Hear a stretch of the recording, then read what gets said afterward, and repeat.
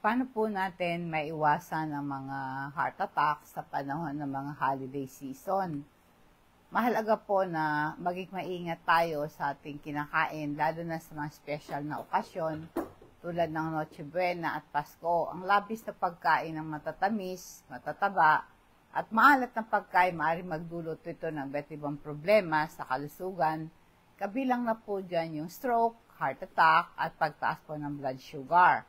Maraming research ang maaaring maging dahilan kung bakit marami pong nasusugod sa ospital dahil sa kinakain sa panahon ng Pasko. Ang mga posibleng dahilan po ay ating pong tatalakayin. Mag-subscribe po kayo sa aking YouTube channel, Rose Alfonso. Click niyo po din yung bell para updated kayo sa aking mga health topic. Ganoon din po sa aking official Facebook page, Patnubay sa Kalusugan. I-click niyo yung follow, like, and share. Ano po ang dahilan ang bakit maraming nasusugod sa ospital? Labis na pagkain. Napakaraming pagkain po, overloaded ang ating digestive system at nagkakaroon po tayo ng indigestion, heartburn at pancreatitis. Pag nasobrahan ng ating tiyan, pag kumakain tayo ng sobra, ang tiyan at bituka po natin, nagtatrabaho sila ng hirap para matunaw lahat ng pagkain natin. Nagdudulot ito ng pamamaga, sakit at di ka matunawan. At sa labis na pagkain, nagdudulot ito ng mataas na production ng acid sa tiyan. Magre-resulta ito ng heartburn at saka acid reflux. At saka po ang malalang kaso, nagkakaroon po ng pancreatitis, pamamaga ng ating pancreas na magdudulot ito ng matinding sakit sa ibang komplikasyon. Nagkakaroon ka ng kabag, bloated ang tiyan mo, at mataas ang gas sa tiyan at bituka, bloated at sumasakit ang tiyan mo, at nagkukos ito ng paninikip ng dibdib. Kaya pagka labis ang kinakain mo, ay magkakaroon po ng konting espasyo sa ating tiyan. Lalo na kung sunod-sunod kang kumakain. Kailangan magkaroon ka ng sapat na pagitan ng oras ng pagkain. Magpahinga ka para ma-digest yung food at nguyain mabuti yung pagkain. Makakatulong po na mabilis matunaw ang pagkain mo at masipsip yung nutrients sa pagkain mo kung mabagal kang kumain, nguyain mo mabuti yung pagkain. Tsaka huwag kang iinom ng maraming tubig sa habang kumakain ka. Ang maaring pag-inom po ng tubig, pagkaraan po ng 1 oras na kumain ka, bigyan mo na ng time yung tiyan mo na sa tulong ng acid sa tiyan mo na matunaw yung food para maiwasan po yung indigestion at constipation. At ang pagkain mo dapat, sabi ba, kumain ka ng karne, di ba may lechon pa dyan, may maraming fried chicken, minsan meron pa kayong mga handang talaba, pusit, di ba ganon, di ba? Kaya kailangan po iwasan niyo yung ganon. Kailangan po para yung hindi ma-stack yung maraming taba at sebo sa tiyan ninyo, kumain kayo ng prutas. Total naman pagka merong Noche Buena, Pasko, marami naman kayong prutas. Meron diyang ubas, meron dyan ponkan, oranges, merong papaya, may pinya. Kasi po ay mayaman yan sa hibla at makakatulong yan para makaramdam pa ng busog. At saka po yung maiwasan mo yung sobrang kain ng karne pag marami kang mga fiber na nakain. Alam mo, ang mga pagkain tuwing merong holiday, Pasko, Noche Buena, ganon, mataas yung sodium, maraming processed food. Ang labis na asin o sodium, magpapatas ng blood pressure mo yan. Magdudulot pa yan ng panganib ng hypertension o sakit sa puso.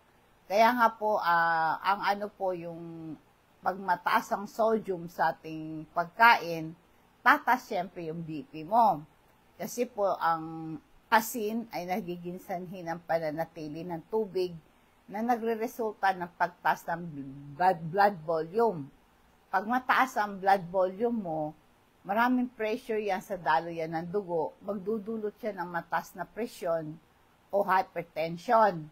may panganib yan sa puso natin. Pag mataas yung blood pressure mo, isa pong major risk factor para magkasakit sa puso, tulad po ng heart attack, stroke. Ang pinsala sa bato, ang bato po natin nagfi-filter ng sodium mula sa dugo. Ang labis po na asin ay mag-overload ang ating bato at magiging sanhi ito ng pinsala at nananatili pa yung tubig. Ang sobrang asin, nagpapanatili ng tubig sa katawan, magdudulot ito ng manas, pamamaga, lalo nating sa paa at bukong-buokong. Alam niyo po yung supplement na sinasabi ko sa inyo, vitamin C, Super B complex, nagpapalakas ito ng ating resistensya. Itong dalawang supplement na to, ginagamit para palakasin ang ating panlaban sa sakit. Ang vitamin C at Super B complex, pinoprotektahan tayo sa mga infeksyon. Natural na depensa ng katawan ang vitamin C. Ang tinatawag po natin yan, natural na vitamins na antibiotic. Meron siyang, isa siyang antioxidant para protektahan yung ating selula, mga dulot ng free radical, mahalagang papel sa pagpapalakas ng ating immune system. Nagpapasigla po kasi ang vitamin C sa production ng white blood cells. Ang white blood cells natin, ito po yung sundalo ng katawan lumalaban sa mga mikrobyo. Pampabuti ito ng paggaan ng antioxidant enzyme. Ito po'y nag-neutralize mga mapaminsalang mga sa katawan. Nagpapaikli ng tagal ng sakit, mapapabilis kang gumaling mula sa sipon at ubo. Kung nagte-take ka ng vitamins sa Super B complex, nagtutulungan yung dalawa na yan. Tumutulong para mahusay, ma-absorb din yung iron, isang mineral, para makagawa ng pulang dugo ang ating katawan. Kaya ang combination po ng vitamin C at Super B complex, nagbibigay ito ng positive support sa ating immune system para labanan natin ang iba't ibang uri ng karamdaman. 'Di ba? Pag Pasko, mataas ang yung chance na magkasakit ka, maraming pagkain, puyat at taglamig, 'di ba? At maraming processed food tulad ng ham, bacon, sausages, at ibang processed meat na nagpapataas po ng sodium sa katawan. Maraming dilatang pagkain, mga dilatang gulay, mga soup, mga beans, nagpapataas ng sodium yan. Meron pa nga sarsa na merong gravy, na marinade, madalas na nagpapataas ng sodium. Maraming preservative, tulad po yung ating mga queso de bola, di ba? Kaya maraming inaatake sa panahon po ng holiday season. Kaya bago po kayo bumili ng mga pagkain, basahin yung label, hanapin po yung level ng sodium doon sa dilata na yon. Kailangan po magluto kayo ng sariling pagkain, huwag kayong o-order, di ba? Kasi yung mga ino-order yung pagkain, para masarap yung diniliver sa inyo, marami silang seasoning na nilagay na mga spices, pampadagdag ng lasa sa pagkain. Kaya kailangan po ay mas maganda lutong bahay ang kainin nyo tuwing holiday season, at saka i-lesser po yung matatamis na pagkain tulad po ng cakes, mga cookies, mga candies. Nagpapatas po ng blood sugar level na lalong taas ng sugar level mo. Kaya pagka mataas yung sugar level mo, pag mayroong mga leche plan pa dyan, di ba? May mga cakes, di ba? Nako, yung mga asukal sa pagkain natin, madaling ma-absorb yan sa dugo. Nagiging sanhi ito ng biglang pagtaas ng blood sugar level mo. Ang labis na pagkonsumo ng asukal, magkakaroon ka ng insulin resistance, isang condition kung saan ang selula ng katawan ay hindi nila magamit yung insulin, isang hormone na nagpapababa ng sugar. Kaya pag mataas sa blood sugar level mo, ang insulin resistance, pangunahing risk factor para mabuo ang type 2 diabetes. Ang matagal na pagkakaroon ng mataas na blood sugar ay magdudulot ito ng komplikasyon, tulad ng sakit sa puso, stroke, pinsala sa nerve, at problema sa kidney mo. Meron po tayong supplement na flaxseed oil, isang popular na dietary supplement Nagmumula po ito sa buto ng halaman ng flax. Ito'y puno ng mga nutrients na ito po ay maganda sa kalusugan ng puso. Nabawawasan yung panganib sa sakit sa puso. Ang flaxseed oil ay makakatulong ito para bumaba ang presyon ng dugo nyo, bumaba ang yung bad cholesterol, at saka ito po ay gaganda ang daluyan ng dugo. Ito isang natural na essential fatty acid na nakakatulong na mabuti sa daloy ng dugo, binabawasan ang panganib sa atake sa puso at saka stroke. Maganda rin po ito sa constipation, hindi titigas ang dumi mo. At pampalambot ito ng dumi, regular ito ng pagdumi mo. At saka po itong fiber content ng flax oil, maganda ito sa mga good bacteria sa ating bituka. Kaya maganda ito sa ating digestion. At ang flax oil po ay maganda sa menopause. Nagpapagaan ng simptoma tulad ng hot flashes at night sweat, no? Nagpaparegulate ng hearting hormonal. Ang flaxseed oil ay makatulong para ma-regulate ang normal na antas ng hormone, lalo na po sa ating mga kababaihan. Maganda yan sa ating balat, meron siyang anti-inflammatory properties. Kaya po ito pong flax oil natin, nakakabawas ng pamamaga. Lalo na po kung meron kang eczema at meron kang pimples. At ito po ay ang flax oil po ay nakakatulong para maiwasan ang panunuyo ng ating balat, maiwasan ng wrinkles, mababawasan ng mga kaso ng cancer. Kaya minumungkahi po ng mga gumawa ng flax oil, nakakabawas ito sa panganib sa ilang cancer, magandang pampagana ng ating utak, itong flax oil na to, magandang pansuporta sa ating thinking, ito po yung maganda sa ating kalusugan. Yan po ang ating flax oil. Kung gusto yung umorder nito, pwede nyo akong i-chat, no, sa aking official Facebook page, Patnubay sa Kalusugan. Nasabi ko po yung asukal, marami. May mga dessert, na mga cookies, mga ice cream, mga pie. Ito pong mataas na sugar na yan. Minsan may inom pa kayo ng mga soda, drinks, juice, energy drink. Naglalaman to ng maraming asukal.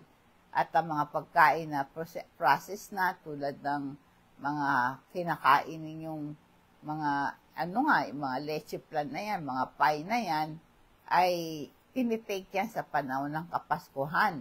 Kaya pag kinain mo yan, naku, maraming sugar, maraming fat, maraming cholesterol, naku, yung puso mo, yung diabetes mo, ay nakakapinsala po yan sa kalusugan, di ba?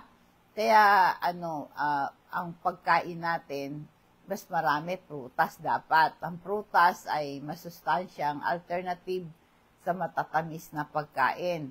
Limitahin mo din yung pag-inom ng mga inuming may asukal, tulad ng tea, black coffee. Iwasan mo yan, mga soft drinks, at mga pagkain mataas sa saturated fat, trans fat, ay maari magpatas ng cholesterol levels sa dugo. Magdudulot ito ng pagbabara ng daluyan ng dugo, may panganib sa heart attack at stroke. Kaya ang saturated fat at trans fat, nagpapatas siya ng bad cholesterol, no? Pag mataas ang antas po niyan ng bad cholesterol na yan, magdudulot ito ng bara sa ating daluyan ng dugo. Kaya ang bad cholesterol, isang uri ng taba, na ito po ay talagang nakakapinsala sa puso po natin. Para malis nga po yan sa ating lifestyle, maaring para maiwasan yung mga bara sa arterya, mahirap ang daloy ng dugo pag may bara, pati sa puso at utak mo, magdudulot ito ng heart attack at stroke, di ba? Kaya maraming pagkain na mga pulang karne, beef, pork, mga tupa, ito po'y maraming saturated fat, mga keso, butter, at cream, kasama yan sa niluluto, di ba? Yung mga pesto, tapos yung mga white sauce, di ba? At marami tayong mga chips na cookies, naglalaman yan ng saturated at trans fat. Ah, ang mga ano po, yung mga supplement, nakakatulong po yan. Yung ating flax oil, malakaton. At sa isa pa, meron tayong isang essential oil, yung crystal oil.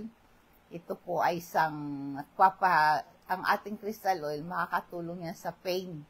Kung meron kayong arthritis, pananakit ng kalamnan, sakit ng ulo, nahihilo, pahiran mo lang ng crystal oil. Nakaka-relax ito, yung amoy niyan, nakakatulong para makatulog ka. At nakakalis din ito ng bara sa ilong. Ito po'y nakakabuti sa iyong paghinga. Nagpapaginhawa ito ng sakit ng tiyan, ng crystal oil. Maganda yan sa mga kinakabag, sinisikmura, bloated ang tiyan, masakit ang tiyan, di ba? Ipahid mo lang yan at pang-control ito ng pagsusuka at pagduduwal. At ang amoy ng crystal oil, hindi gusto ng lamok yan. Kaya nakakatulong para maitaboy mo yan. Kaya para, nakagat ka ng lamok, para mawala yung kate, pahiran mo ng ating crystal oil. Tanggal po yan, di ba? Ngayon, meron tayo ding isang supplement, yung activated charcoal. Ito po isang itim na powder. Nakuha yan sa kahoy, sa baon ng niyog. Ito po sa pagpo-process na powder ito. Magandang benepisyo ito pagka nagsukatay ka, nalason ka, na food poison ka, na overdose ka sa pag-inom mo ng alak, nasipsip yung toxin mula sa alak, ina-absorb po ng activated charcoal yan. Ang activated charcoal yan, gamot yan sa pagkalason eh. At ito rin po yung gamot sa tatae, bawa, na overdose ka rin sa gamot. Pang-control yan ng diarrhea. Sinisip-sip yung excess na likido sa bituka, tumutulong pa makontrol yung diarrhea na yan. Pampabango pa ng hininga. Activated charcoal, sumisip-sip ng bacteria, toxin sa bibig, nakakatulong pampabango ng hininga mo para mabawasan po yung yung mga kabag sa tiyan mo. Mag-take po kayo ng activated charcoal. Ngayon, balik tayo sa ating pinag-uusapan tungkol sa mga dapat di dapat kainin sa panahon ng holiday season. Limitahin niyo po yung pagkonsumo mo ng meat, no? At bahagi na yun, meron kayong lechon, di ba? Naku, gustong-gusto mo yung balat ng lechon.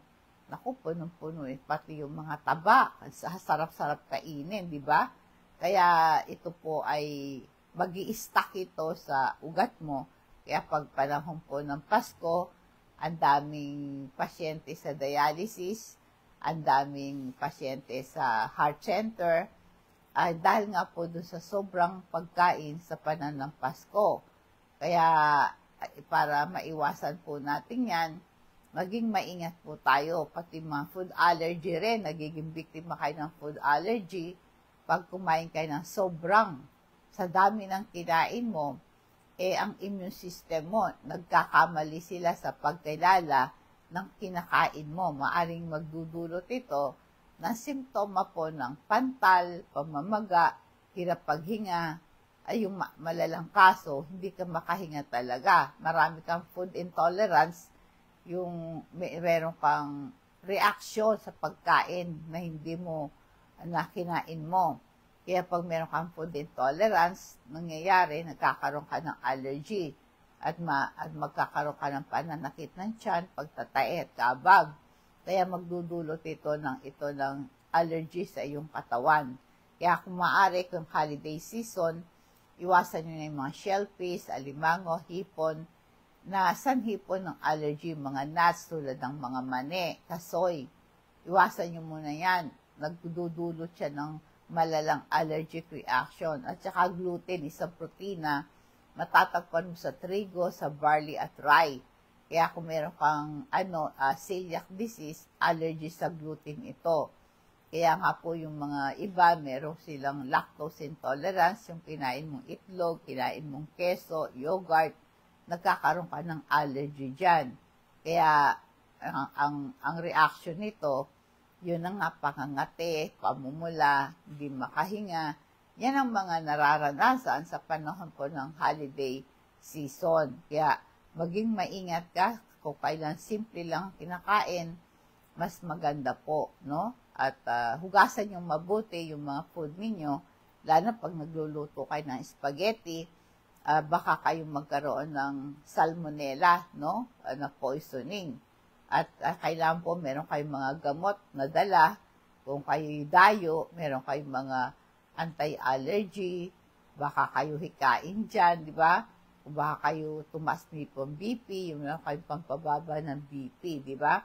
Kaya ngayon, inuulit ko po, ang labis na pagkain sa oras ng gabi, tapos crowded ang tiyan mo, magdudulot ito ng negative effect sa katawan mo kasi ang labis ng pagkain ay magkukos ito ng indigestion at mga acid reflux sa dami ng acid na nasa iyong sikmura.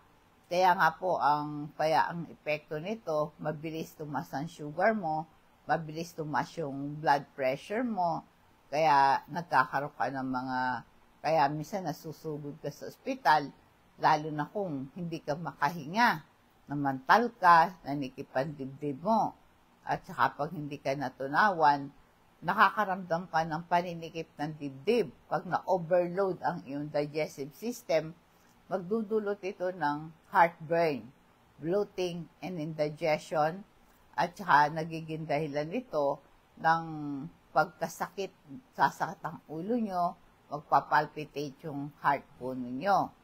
Kaya inulit ko, ang mahusay na paraan ng paghahanda sa panahon ng holiday season ay kailangan po ay tunawin yung mabuti yung pagkain, huwag yung masyadong overcrowd yung tiyan nyo, iwasan nyo po yung mga kumakain kayo pagitan ng pagkain, yung mga snacks na yan, amihan nyo yung prutas at gulay ninyo, at uminom kayo ng maraming tubig sa pagitan ng pagkain.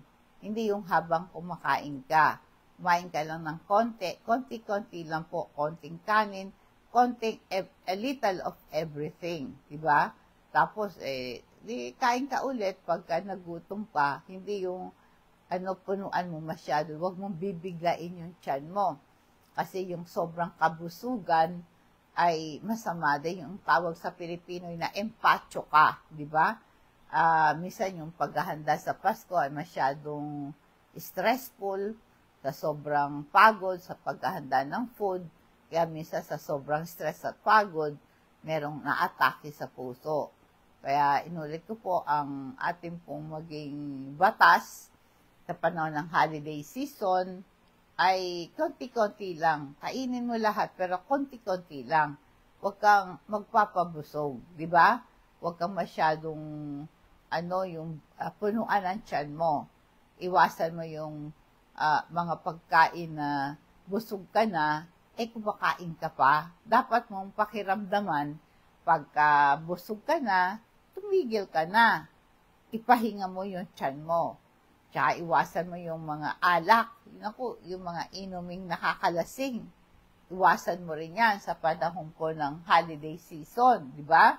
At malaking depekto ito sa kalusugan mo. At maaring masugod ka sa ospital, di ba? Minsan nagkakaroon ng gulo pagka mga lasing na, di ba?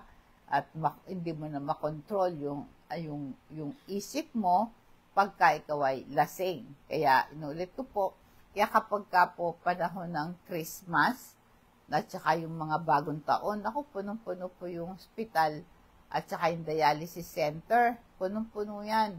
Dahil po sa epekto ng sobrang pagkain kinakain nila. Ipaalam nyo po sa akin ang pangalan nyo, yung address nyo, tsaka CP number nyo, kung gusto yung magpa-deliver ng ating health product. Padi-deliver natin yan sa rider, cash on delivery, i-charge po sa inyo ang shipping fee. Dadako po tayo ngayon sa ating food photos, Ephesians chapter 4, verses 22 to 24. Huwag natin talikuran ang dating yung pamumuhay dahil gawain ito ng inyong pagkatao. Ang pagkakataong ito ay siyang nagpapahamak sa inyo dahil sa masasamang hangarin na dumadaya sa inyo. Baguhin ninyo ang inyong pag-iisip at pag-ugali ipakita nyo na binago kayo ng Diyos at bigyan ng buhay na matuwid at banal na katulad ng Diyos. Bilang New Year's resolution po natin, talikuran natin yung masasamang kaisipan, ay maging New Year's resolution natin na matuto na tayong mag-control sa ating galit, sa ating isip, matuto tayong magkalmante. Magandang gabi po, nawa pong pagpapala at nubay ng Diyos ang sumatin, and God bless us all.